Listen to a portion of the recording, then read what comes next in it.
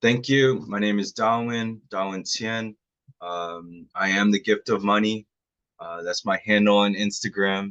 Lucky Money also. Uh, just a money guy, a money man. Uh, Versed in how I understand it and versed in my upbringing and ancestry of it, of that topic of money. And I just want to introduce my new friend, my teammate, Miss LaShay Hight. Not only is she beautiful with a great smile, great hair, loveliness, but she is also this month's team leader in recruiting.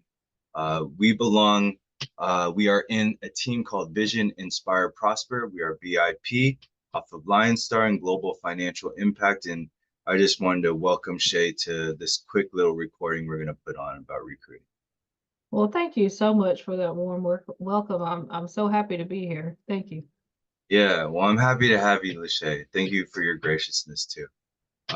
So, like I said, being the recruiting leader for this month, I just wanted to know, well, first I wanted to say how I was struck by your presence on our meetings, how what I see your polishedness, your polished state, your character being burst, and also how you stepped in to kind of speak on how you do your recruiting. So I wanted to allow some time for us to expand upon that. So in reality, hitting those numbers this last month, how do you maintain that passion? Like, why is recruiting such a big deal to you? I love that question, Dawn. It's a loaded one. It's a loaded one, but I definitely love that question. So my passion for recruiting, I think, stems from my passion for helping people. I'm a big relationship builder. So it's very important for me to have true connections, meaningful connections with people. And what we do for people is so impactful. I would really be doing a disservice if I didn't let people know and, you know, give them the opportunity to join our amazing team and our amazing company. VIP has been doing a lot of great things, and GFI is only going to get greater. Yeah, So it's really a privilege to recruit. A lot of people take it for granted. I don't feel like I take that for granted, but it's really one of my biggest passions, and it stems from me wanting to help people. yeah. Thank you for that. I really resonate with that too, because when I think about how I got recruited into this industry of what we call financial services, it was just a simple thing. It was an old sales manager of mine, just asking to see if I was open to learning more about finance and how things worked on the financial level. Underpinning or under growing the whole industry that me and him even worked in, which was in construction. So I feel really blessed that he brought that opportunity to talk with him and his business associates. And it was really funny because at that time I was really getting into learning about finance. I was like reading a whole bunch of books like Rich Dad Poor Dad. I was reading other books by Robert Kiyosaki and Think and Grow Rich by Napoleon Hill, the classics, right? And I was just really struck by why was I not exposed to this kind of information earlier? And instead, I was like working IT at the time, and I was just like, I'm gonna try this, and I'm gonna go for it. And I really think that GFI, like global financial impact, God favored individuals, go for it, really represents kind of how we build the new in not just our own lives but in others, like with recruiting, right? So serving people, it's amazing, right? Helping others like helps ourselves. Absolutely. Yeah, right. Absolutely. I agree. Yeah. So I know, like, I wanted to kind of see like what your vision for recruiting is first before the template, like how you do it, if you don't mind. I know you're kind of going off social media, and that's what I'm planning on posting this on Facebook Live and things like that. But what is your kind of vision for it, like moving forward? I know you're kind of new in our industry, but you have a corporate banking background. How do you see that moving forward?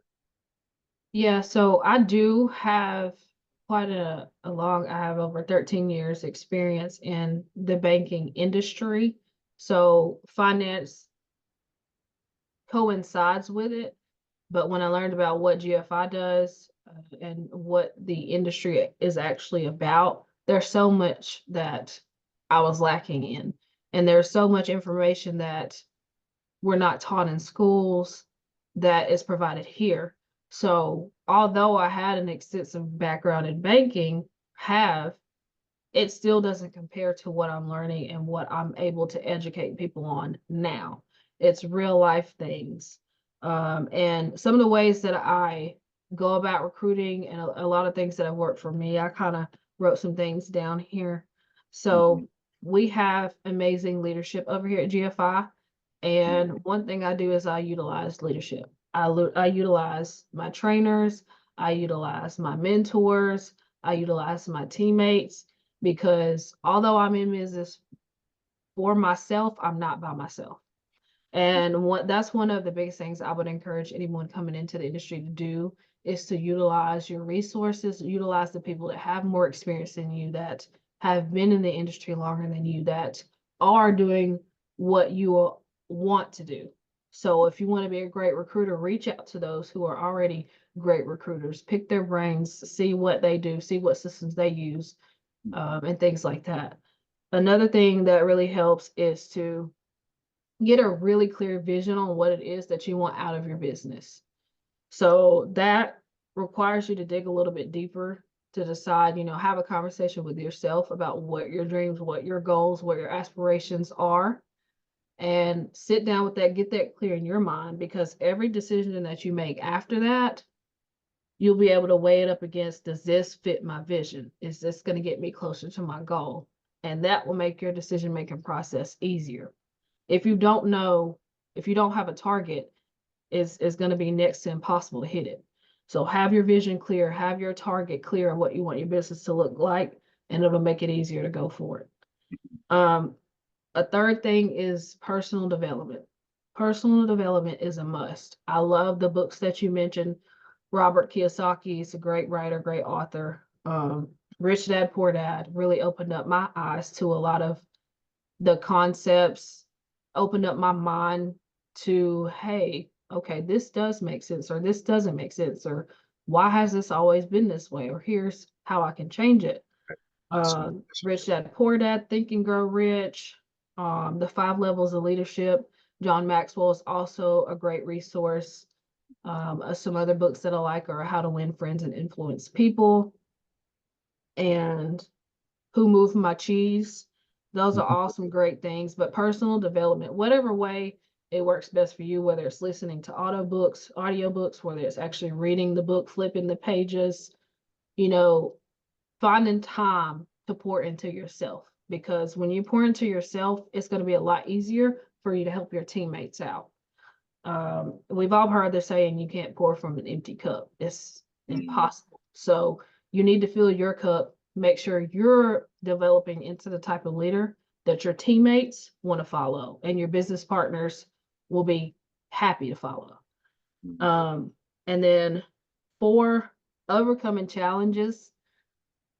A lot of times you see on social media or in interviews, you see, oh, this is great, I make this much, or I've accomplished this. A lot of times you don't see the work behind it, the challenges that people they face in the process. And I just encourage, don't run from the challenges, face them head on. Failure is a part of success. You can't have a success without having a failure. And there are many writers, many podcasts out there, you can look them up, that, say the same thing, have that same mentality, but it really is important in building a business because you are going to have obstacles. There are people that are going to tell you what you're doing is not important. There are people that are going to tell you, oh my gosh, you're involved in a pyramid scheme. So you really have to know what it is that you're doing and prove to yourself that what you're doing is right and it matters, because when those challenges hit, it'll make it easier to overcome them. Every no you get in your business leads you that much closer to a yes. So Right. don't stop. Don't let a challenge just get you all the way down. Keep it going, keep it moving, keep it pushing. And then the last thing I like to talk about is consistency. Consistency is key. You're not going to get the type of results that you want or need in your business if you're inconsistent. And that's going to require making some sacrifices. Now, what sacrifices those are, that's up to you personally. That's up to each individually. I can't tell you, Darwin, to get up at 5 a.m. and skip, breakfast. I can't tell you to do that kind of thing. I actually would not tell someone to do that kind of thing. But I can tell you, oh, give up Netflix or stop going out partying. That's something that each individual has to decide on their own. And the huge thing about when you let people decide things on their own, it's more valuable to them. It's a lot more valuable for someone to say, hey, I really need to work on personal development, or I really should stop playing so much solitaire and work on my business. It's Mm. so much more valuable to that person when they come up with that and when they decide that than LaShay told me I need to stop playing so much solitaire. It's different, and you don't take away something from a person when you allow them to do that. But you got to be consistent. Consistency is key. So those are just some of the things that I wrote down that helped me in my business and helped me with recruiting. Mindset is huge. But yeah, utilize your leadership, work on personal development, get really clear in your mind what it is that you want to do with your business, your vision, overcome those challenges, be consistent, and realize that what we do matters. Yeah. Yeah, it's really beautiful to be able to be changing yourself, like improving yourself, and then actually seeing your world change and improve itself in front of you. And it really feels like one gets to be like on, like our last group before in our practice company we were called Pinnacle Elite, right? It's really interesting and it feels great to be on that topmost ledge, right? Of the pinnacle of what, my growth is today.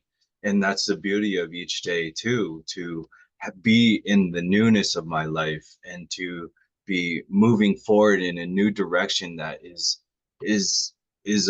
propelling myself and also my perspective, my world forward as well. So tying that all back to recruiting, I wanted to bring up, you're talking about overcoming challenges, right? Like some people, are like, we heard it, right? We heard it all. It's like, that's a pyramid scheme. They're using you. It's just like a Ponzi or something like that, right? Like, and obviously those people are already in an emotional state if they're going to start using like, illegal terms like Ponzi schemes or pyramid schemes into the mix. But what do you do to overcome like that challenge? Do you just let them go? Are you just like, all right, obviously, this won't go anywhere. You're welcome to your perspective. I would ask you politely to respect mine, but we are going to part ways. Like, how do you deal with that kind of rejection or that kind of? That's a really good question. It depends. I will full transparency how I handled it when I first started. Excuse me. Sorry. How I handled it when I first started in the industry is a lot different from how I handle it now. Mm, Um, in my personal development journey, I've learned, and I'm still working on, don't take it personal. mm, And that also ties back into getting really clear on your vision and knowing inside you that what you do matters. And like we know that what we're doing is real. It's mm, before I used to get really offended, I used to think, how can this person sit here and tell me I'm part of a pyramid scheme when they don't know what I went through to get this license? I mm, have What pyramid scheme do you know requires you to get a background check, get your fingerprints, right. get your license, take so many hours of continued education for Hmm. you to commit illegal activities? I can't think of one. But it's not about me. Realizing personal development in your personal development, you'll realize it's not about you. So that helps you not take things personally. I try my best not to make people feel stupid Um, while I don't shy away from confrontation, I don't like to cause confrontation. I will address things if necessary. But as far as why people say certain things, that's what you have to find out. Some people may be saying, oh, it's a pyramid scheme as a cop out, or they may be saying it's a pyramid scheme out of, oh, be careful. You might be involved in a pyramid scheme. It may be coming from a place of caring. It may be coming from a place of, you know, I have something on Security. my background. I'm just going to use this as a way to not do anything. So figuring that out it's a delicate balance. It's an art. The way I handle it now is I usually will try to have a conversation with the person if they're open. If they're not, fine. I don't take it personally. I say that from the bottom of my heart. I don't take it personally. The reason I talk about it is because these are the types of challenges that you're going to face in business. So Mm. if you're more prepared for them when they do come, it won't break you. So yeah, it just depends on the person, how I handle it. Some people, there are going to be some people that start on the journey with you that don't end on the journey with you. There's going to be some people that come along the way. It's just whatever's up to them. As far as that. So I don't know if that answers your question, but I handle it depending on the circumstance. No, yeah, I really feel it does, right? Like the nature of doing business where we're pushing the envelope, right? We're serving as the tip of the spear before, our backing and whatever's behind us, pushing us forward, right? And up. Um, we are forced to kind of break new ground. We're forced to break new boundaries, and not everybody is will succumb, right? Not everybody is fine with that, to be pushed or to be changed or to be, and that's the whole thing. So, not taking it personally, even though we know it's the right thing. It represents the movement that we see happening in for the betterment of society, or our economy as well, like bringing Main Street to Wall Street, like reopening doors and allowing personal freedoms and individual liberties to reign again, helping America dream again, right? Um, it's such a huge platform to really be building not just our own dreams, but working to help people build their own as well. And that's really the crux of what financial services is about. But not everybody may like who I am, right? They might not like how I talk. They might not trust what I look like or what I say, and I shouldn't take that person. I don't have to, hand, eye for an eye back for that, right? Really to be really knowing to being more clear on my own personal development, right? And allowing that consistent shift of my mindset to be like, okay, that's fine.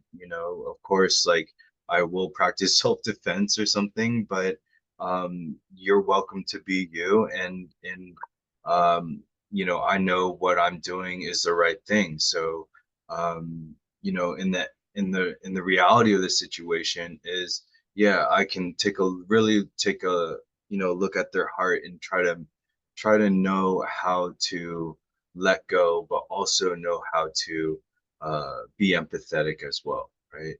Right. And you said something, you made a really good point there. The empathy is the biggest thing because you got to realize it is not about you. What we have um, is an opportunity.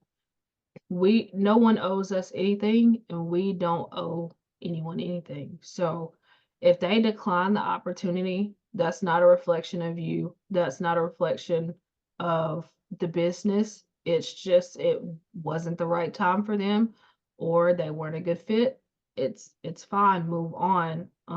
When you take things personally and when you have the mindset that it's all about you, you will get offended. And that's why I'm so big on the personal development there, because when you show people empathy and when it's coming from a place of you actually want to help someone, you'll see systematically they have these ideas and this knowledge that has been kept from them. So a lot of what we talking about, a lot of what we talk about are new concepts. And anytime something is new, there's going to be a little resistance as far as changing. So you got to realize, I mean, I've never liked someone pushing something down my throat. Right. So I try my best not to push something down someone else's throat. And that's generally how I operate. Yeah, yeah. Tying it back, knowing that my intentions are good, and practicing, or not practicing, but allowing that clarity of intention to really be present in my recruiting, or any times that I'm bringing something new, needs to really be practiced. And I'm just being, introspective myself, because it's true. It was what, like now 7 years ago that I really started learning how this information changes my life. And sometimes I get really frustrated that, not everybody will take the honest look at what I think, is so important, but it really is just a matter of what is being presented in front of them, or the time and place, or the way, the way I'm presenting it myself, or, but the problems exist. And that's a simple matter of fact. The problems do exist. They don't, there's no real solution for them that we can see on like a CNN or something like that, it seems. And it really has to be a solution from the ground up, like grassroots level. And that's one thing I really love about being in our industry too, with our company being a startup, actually being able to go global, worldwide, international, with various countries and continents.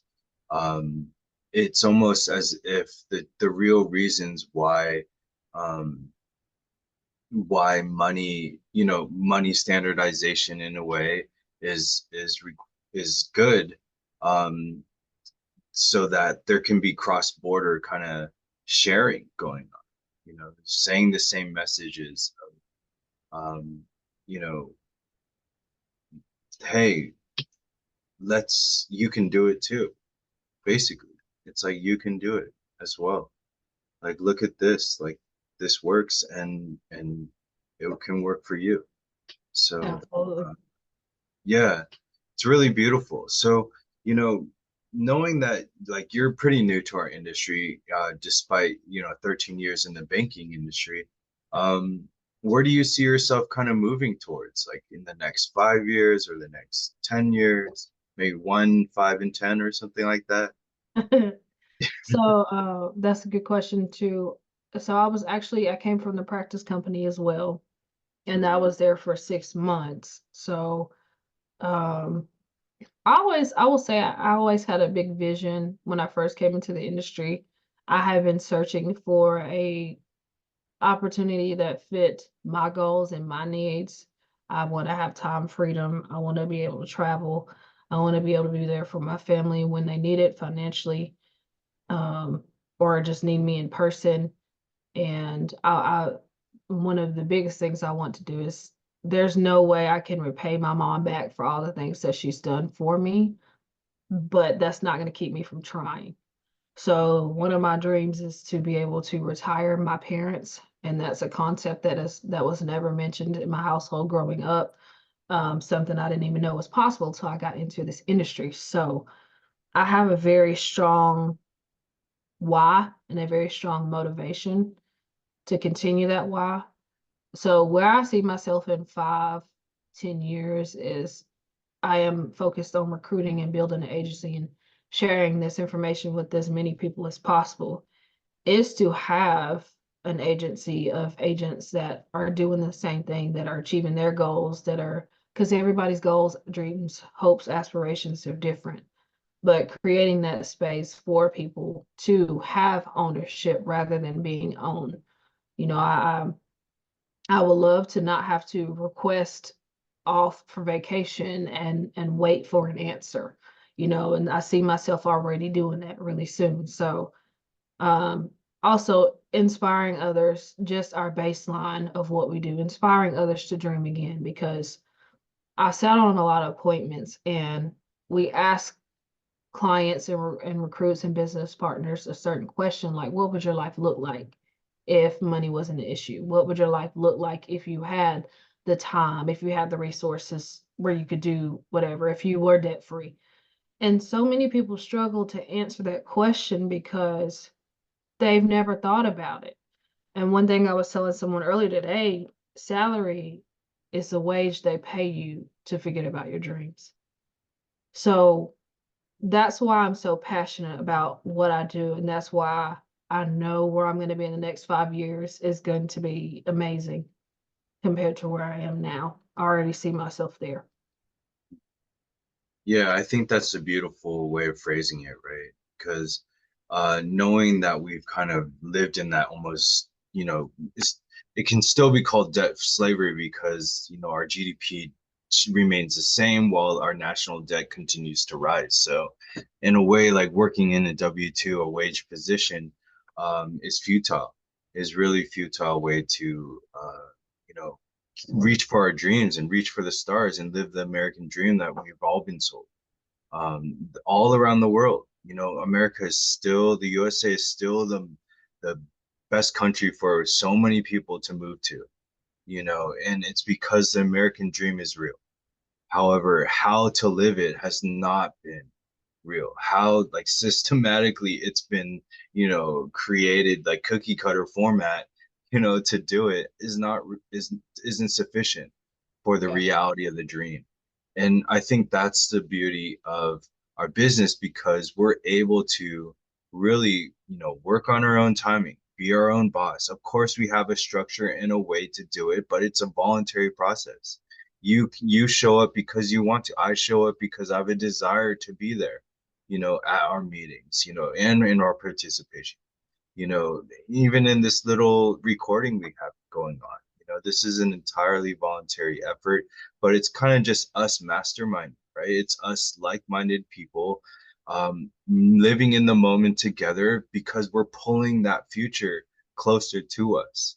Because the dreams are unique to each and every one of us, just as much as the uniqueness we have ourselves.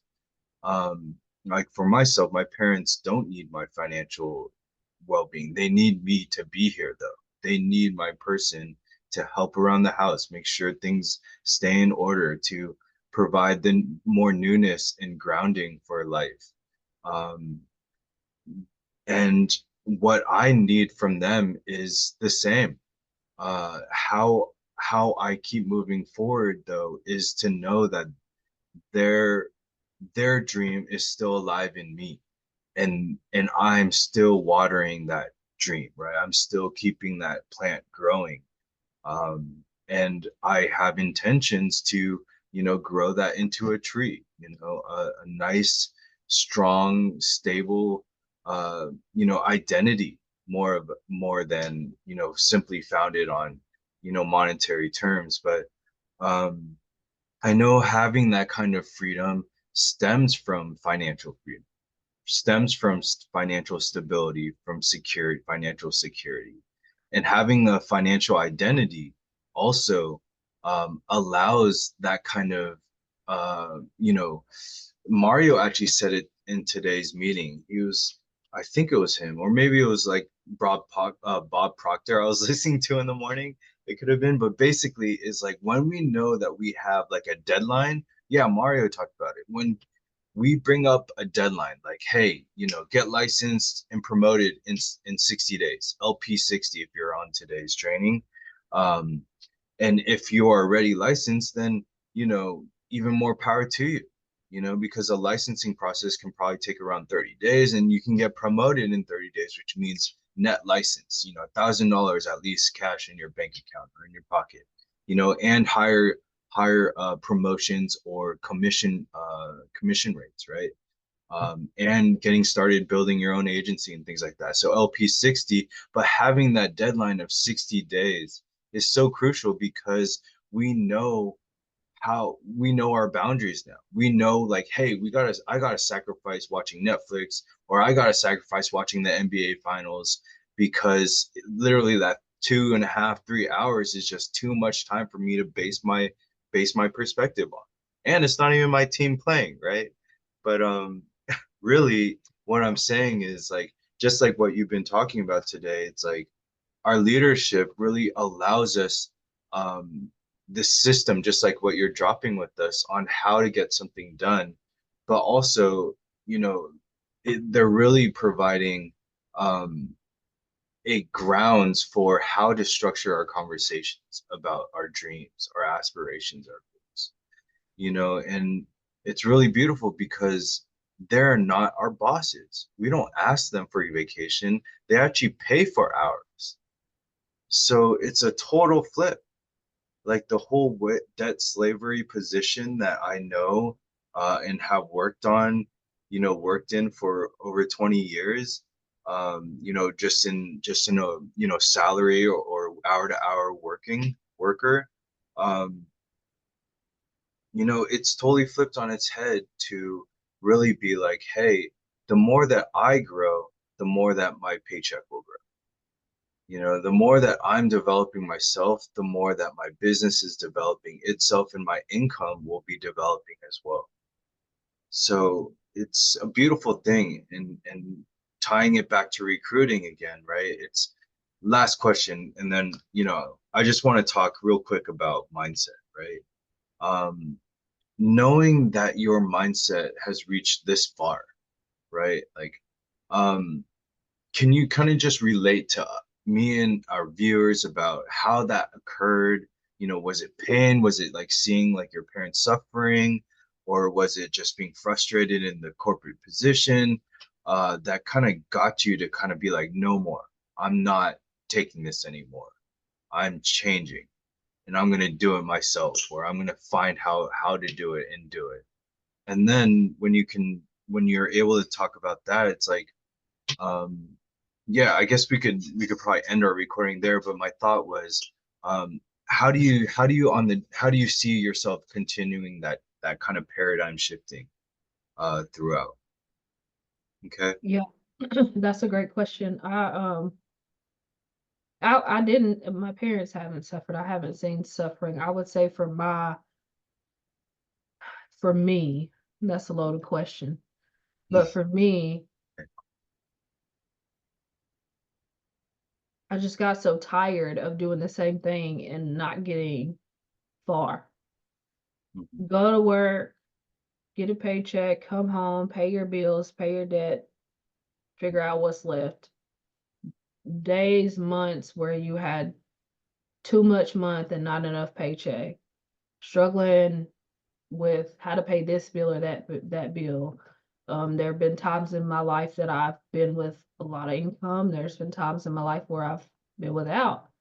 And really the principle is this: it doesn't matter the income that you have, it matters what you do with it. And just knowing that fundamentally I was not taught that. I didn't have access to that information. And just the freedom, the not having the time freedom, the not having the fulfilling.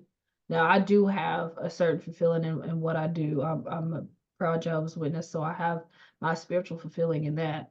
But as Mhm. far as my work ethic and my career, that I don't feel like I'm making a big difference. I don't feel like I'm making a big impact. I was always searching for something. I've been a part of, Young Living. I've been a part of Legal Shield. I've been part of MLMs, and I've been a part of, have thought about doing, Avon or Mary Kay. But none of those things, when it came to the core of who I am and my vision, none of those things really helped me get further. So when I got introduced to the insurance industry and realizing there's so much more we can do, it's not just about insurance. It's there's so many more things that we can do. It's financial literacy, it's financial education. That really clicked in my mind. I'm like, okay, here's something that I can actually do that makes a difference. And then realizing that the type of person that I have to be, I'm not there yet, made me be like, okay, let's get it done. Let's get it done because I don't want to spend the next century trying to figure it out. when I have a vehicle now, I have an opportunity that fits my goals, my dreams. So the personal development aspect was part of it. I will say I definitely appreciate the accolades and appreciate the acknowledgement for what I've done this far, but it's only the beginning. And I say that with the humblest possible. I have so much more to learn. I have so much more personal development to do. It's not something that stops. You don't reach a certain level and you're like, okay, I'm the boss. Like Yeah. that's not how it works. It's a continuous process.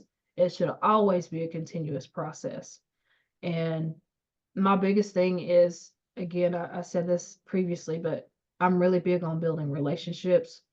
So coming across all these different types of people, different kinds of people, different shapes, I love it. I love making connections and meaningful connections with people, whether they join me in business or not, whether they become a client or not. At least they know this opportunity is out there. And just seeing the light bulb go off in somebody's head when we talk about a concept they've never heard before, or, the epiphany when they realize, oh, wow, you can actually use what? You know, it's that to me means the world. That to me is amazing.